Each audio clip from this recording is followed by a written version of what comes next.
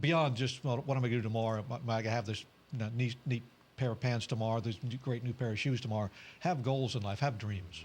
And helping them understand that they can think. They can take these ideas they have in their head and their dreams, and they can think about them, they can look at them in different ways, and they've got the power and potential inside them to set goals, to create a structure and go after these ideas and dreams. It's Now, just, tell me this. I mean, as you said, the parent of a teenager or a budding teenager, and yet a professional, somebody who counsels other people, what concerns do you have? Because it's one thing to advise other people, it's quite another thing to take that advice yourself or to live through the problems that you advise other people about. So do you have concerns about raising a teenager?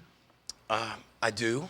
I do. I mean, knock on wood. You're honest. Yeah, knock on wood. And not because they're my boys. They're good young men so far, and every day that goes by that's well, I go one less day, to concern. But I do have concerns as they're getting older and learning more about what's going on in the world. I do.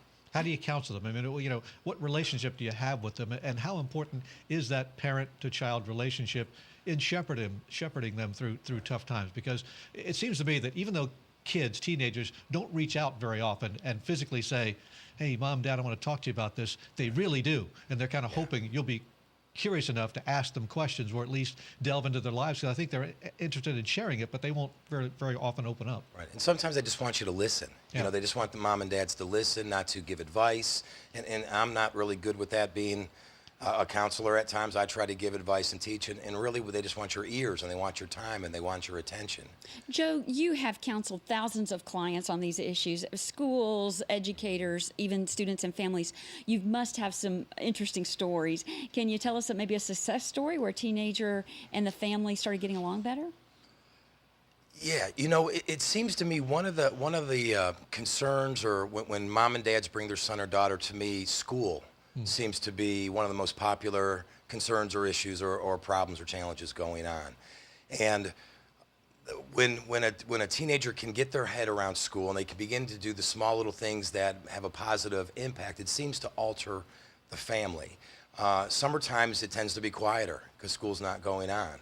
So anything a family can do around the issues of school and the concerns of school seems to help out a family situation tremendously. Yeah, and you hear from teachers over and over again, if only parents would be more involved.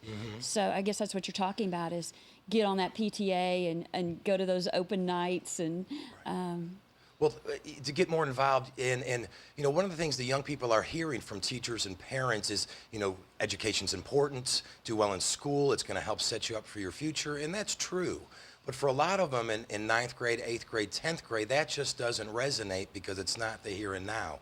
So one of the things I help the families do and help the teen do is find where is the value.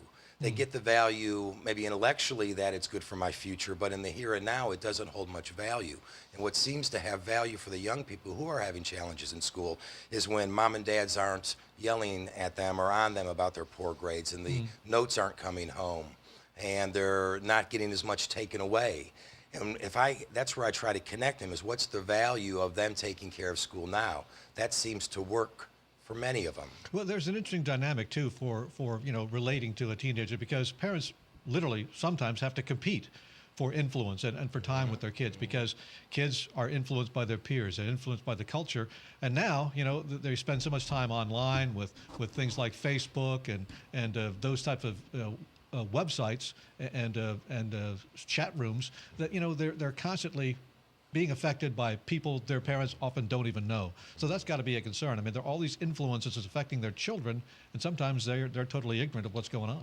Right, and I think where our limitations are sometimes as a parent is guiding them, helping them build their morals and value system, and then once they walk out the door, they're on their own. I've got a saying that's, we are not in control of our kids as parents. We set rules, guidelines, try to teach morals and values.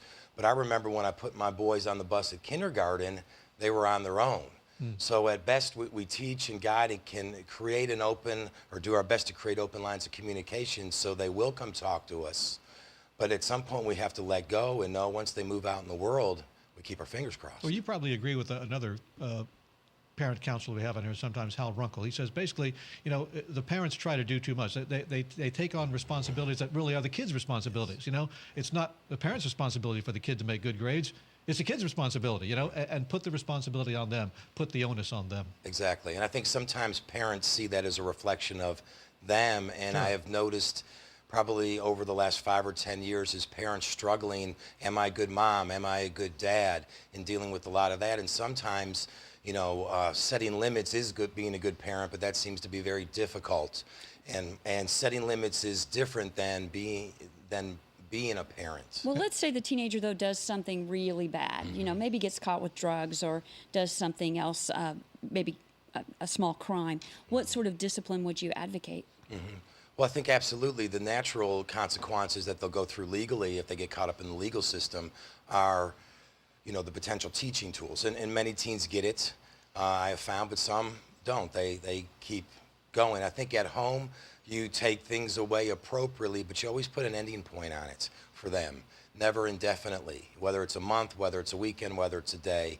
Have that ending point and have that punishment fit the crime, so to speak. And probably more importantly, or equally importantly, follow through.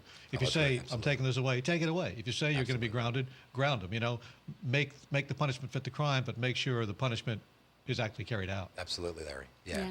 Well, Joseph, we want to thank you so much for being with us today. We want to tell people again, the name of the book is The Great Teenage Myth, and Joe's website is josephgandolfo.com. I think I need to write a book about teenage years. No, I think I better not. I'll leave you to that, Joe. Leave it to the experts. You're much better off, because there are a few myths about teenage years I could clue you into, but one is that the myths of kids don't drive at night after midnight. Mine did. We're going to talk about organization when we come back.